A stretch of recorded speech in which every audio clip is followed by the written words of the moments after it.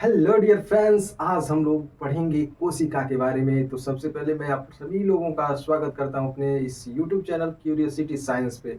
तो चलिए आज हम लोग कोशिका के बारे में यानी कि सेल के बारे में अध्ययन करते हैं। सेल क्या होता है, सेल का खोज कैसे हुआ, आज इन सभी बेसिक जानकारी को हम इस वीडियो के अंदर जानेंगे।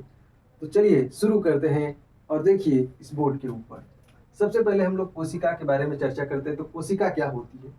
कोशिका सभी सजीवों की, सभी जितने भी सजीव हैं, जीव हैं, आप कह सकते हैं सभी सजीवों की या फिर जीवों की संरचनात्मक एवं क्रियात्मक इकाई को ही हम लोग क्या बोलते हैं? कोशिका बोलते हैं। सभी सजीवों की संरचनात्मक और क्रियात्मक इकाई को हम लोग कोशिका कहते हैं।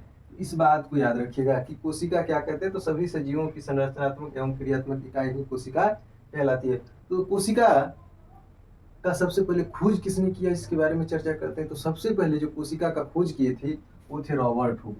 ये रॉबर्ट हुक, इन्होंने कॉर्क का स्लाइस लिया था, यानी कॉर्क के माध्यम से ये सन 1665 ईस्वी में, सन 1665 ईस्वी में इन्होंने बताया कि कोशिका भी होती है। और इन्होंने खुद के द्वारा एक माइक्रोस्कोप बनाया था, यानी कि सूक्ष्मदर्शी बनाया था। और इस सूक्ष्मदर्शी से इन्होंने इस कॉर्क के अंदर देखा तो इन्हें कंपार्टमेंटल यानी छोटे छोटे घर के रूप में दिखाई दिए, जो जिसका स्ट्रक्चर एक मधुमक्खी के छत्ते की तरह दिखाई दे रहा था। और वहां से इन्होंने स्टडी किया, कोशिकाएं भी होती हैं। और इन्होंने जो कोशिका का अध्ययन किया था वो मृत कोशिकाएं थी। वो कैसी कोशिकाएं थी? मृत कोशिकाओं के बारे में इन्होंने खोजा था और मृत कोशिकाओं के बारे में इन्होंने चर्चा किया था। इसके बाद आए लिवेनहोक, जिन्होंने सन 1674 ईस्वी में, सन 1674 ईस्वी के दौरान इन्होंने जीवित कोशिका का खोज किया, जीवित कोशिका का खोज किया। और यह जीवित कोशिका का खोज उन्होंने कैसे किया? तो उन्होंने तालाब के पानी को लिया और तालाब के पानी को थोड़ा सा और एडवांस माइक्रोस्कोप के द्वारा जब इन्होंने देखा तो उस तालाब के पानी में जीवित कोशिका इन्हें दिखाई दिया और इन्होंने जीवित कोशिका का खोज किया था। इन्होंने जीवित कोशिका का खोज किया था। तो आपको जीवित कोशिका का खोज पूछा जाए तो लिवेनहुक बताना है, और केवल कोशिका की बात की जाए तो रॉबर्ट हुक के बारे में बताना है।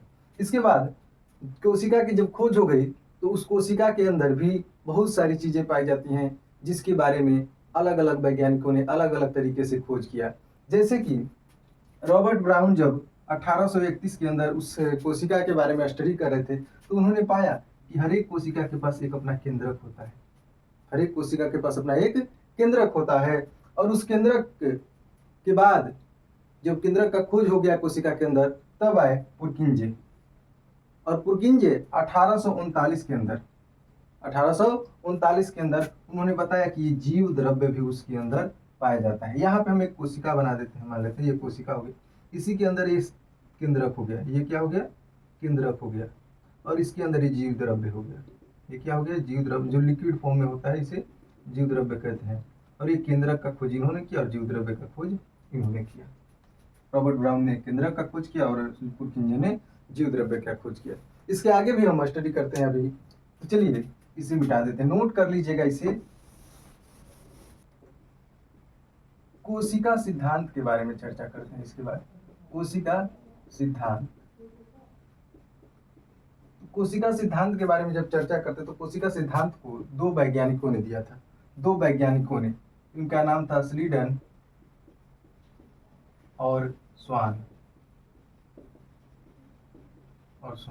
इन्होंने 1839, 1838 और 1839 के दौरान यह बताया था कि कोशिका के जो सिद्धांत हैं वो कैसे हैं। तो इन्होंने ही बताया था कि जो सभी जीव होते हैं, वे सभी जीव, जितने भी जीव पाए जाते हैं इस पृथ्वी के ऊपर, वे सभी जीव या फिर इस यूनिवर्स में जो जीव पाए जाएंगे वे सभी कहीं ना कहीं कोशिका से मिलकर बने होते हैं, कहीं ना कहीं कोशिका से मिलकर बने होते हैं। और इन्होंने बताया कि सभी जीवों का जो निर्माण होता है वह एक कोशिका के माध्यम से ही होता है। इसके बाद आए थे विर्चो, इसके बाद विर्चो आए और इन्होंने 1855 में इनके सिद्धांतों को, स्लीडन और स्वान के सिद्धांतों को थोड़ा सा एक्सपेंड किया, थोड़ा सा बढ़ाया। और इन्होंने कहा कि जो कोशिकाएं होती हैं इनका निर्माण जो होता है कोई जादुई तरीका से नहीं होता है, कोई जादुई तरीका से नहीं होता है, बल्कि इनका जो निर्माण होता है, ये एक सेल है, ये इसका जब आपस में ही विखंडन होता है, आपस में जब ये टूटते हैं, यानी कि ये टूट कर ऐसे ये कोशिका दो भागों में विभाजित होते हैं और फिर इस तरह से दो कोशिकाओं का क्या करते हैं, निर्माण करते हैं। तो विर्चो ने ही बताया कि जो कोशिका का निर्माण होता है वो उसी जो कोशिका उपस्थित होते हैं उन्हीं के विखंडन की वजह से वो जब टूटते हैं आपस में टूट करके दो नए कोशिकाओं का निर्माण करते हैं, न कि उसमें से नए कोशिका को जादू की तरह बनते हैं। इसके बाद हम देखते हैं 2 पॉइंट और। इसके बाद हम लोग देखते हैं कि संसार का सबसे छोटा और सबसे बड़ा कोशिका कौन है। तो सबसे पहले हम देखते हैं संसार की सबसे छोटी कोशिका। संसार की सबसे छोटी कोशिका जो है माइकोप्लाज्मा गैलीसेप्टिकम। माइकोप्लाज्मा गैलीसेप्टिकम यह एक परजीवी जीवाणु है, यह एक परजीवी जीवाणु है। और उसके बाद देखते हैं संसार की सबसे बड़ी कोशिका।